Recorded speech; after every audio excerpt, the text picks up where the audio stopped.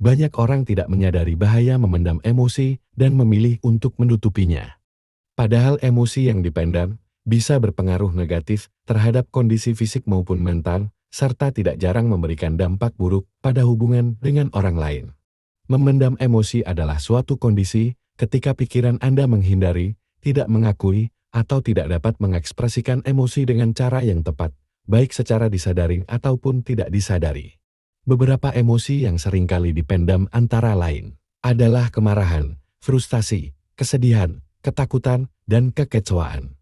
Kebiasaan memendam emosi tidak akan membuat emosi itu hilang. Justru malah akan membuat emosi tersebut tinggal di tubuh Anda. Karena itu tidak akan membuat kamu lega. Memendam emosi justru akan membuat kamu merasa lebih terbebani. Macam-macam bahaya memendam emosi. Meski tidak berbentuk, emosi seringkali memiliki pengaruh yang besar pada kehidupan. Jadi, tidak heran jika memendam emosi yang seharusnya disampaikan bisa berdampak negatif pada diri kita.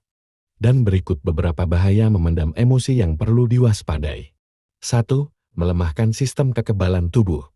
Memendam emosi memang tidak akan langsung menyebabkan suatu penyakit, namun kondisi ini dapat melemahkan sistem kekebalan tubuh.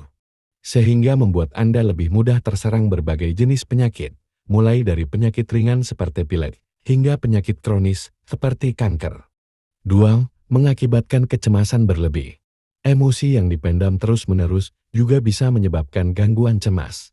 Gangguan cemas berkepanjangan mengakibatkan otak memproduksi hormon stres secara berkala. Hal ini pada akhirnya bisa berdampak negatif pada kesehatan fisik, seperti sakit kepala, mual, muntah, hingga kesulitan bernapas. 3. Mengakibatkan depresi. Emosi negatif yang tidak tersalurkan dengan baik juga dapat mengakibatkan depresi.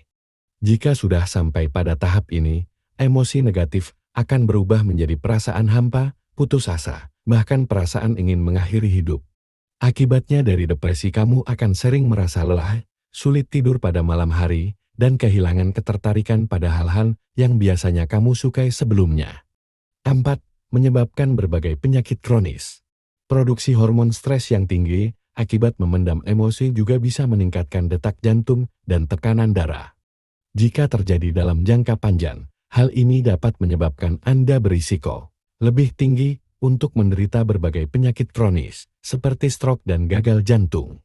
Selain itu, hormon stres yang tinggi juga dapat mengganggu proses pengiriman sinyal dari otak ke usus.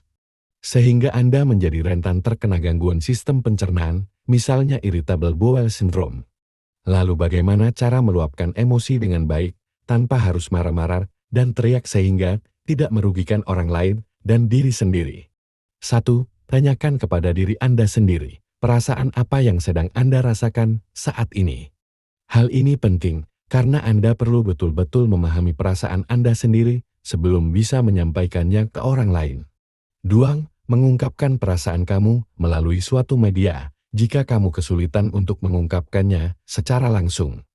3. Melatih diri untuk mengungkapkan perasaan dengan kalimat yang diawali dengan kata saya, misalnya, saya merasa bingung, saya merasa takut, atau saya merasa kecewa. 4. Ceritakan perasaan kamu kepada orang-orang yang kamu percaya. 5. Dengarkan saat orang lain sedang mengungkapkan perasaan mereka, agar secara tidak langsung, kamu terbiasa dengan sikap terbuka dan bisa menerapkannya pada dirimu sendiri. Maka dari itu, cobalah untuk terapkan cara tersebut, untuk melepaskan emosi dengan sehat guna menghindari bahaya memendam emosi. Dan semoga pembahasan ini bermanfaat untuk kamu.